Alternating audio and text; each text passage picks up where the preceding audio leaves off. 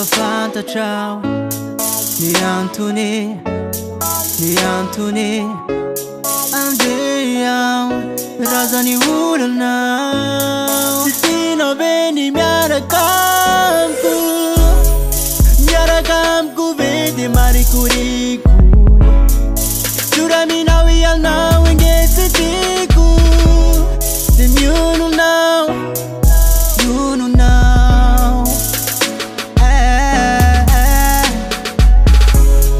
Ndray androany zao ahita ny anjara, fa ny androany aloha iovo tantara. Zioay anao da tsy ho anao, veloma anao. Indray androany ahita ny anjara, tianao anefa voarary. Nahiliky fonao e, tsy haiko hoe kilalao e. Niantiky, nahiliky fonao e, tsy haiko hoe kilalao e. Niantiky.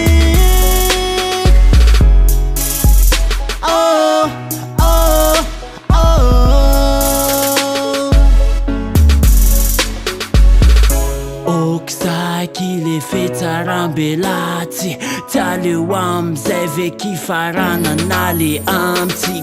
Efimpirany baboka sy parkalany abobaka. Ratsaka de londray akapoka tsofrana kinela tsikopaka.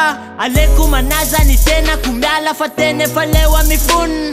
Aleo le fitiavako anao malala mba hoetiko mifindramon.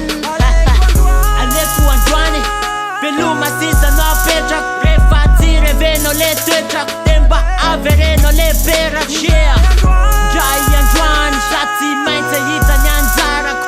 Netsika aloha no faranako fa tsy hoe tapitra treo le tantarako. Indray androany ahita ny anjara, tianao anefa voarary. Nahiliky fonao e, tsy haiko hoe kilalao e. Niantiky, nahiliky fonao e, tsy haiko hoe kilalao e. Niantiky.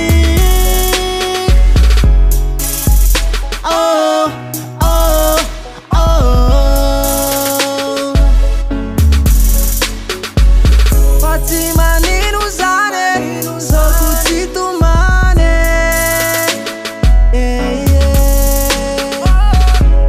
Fa anioane misy anjarako. Fa inareny aranao, inareny tsy tinao. Mitoetrako ny fitafiko ve, ny fetsiko ve. Kale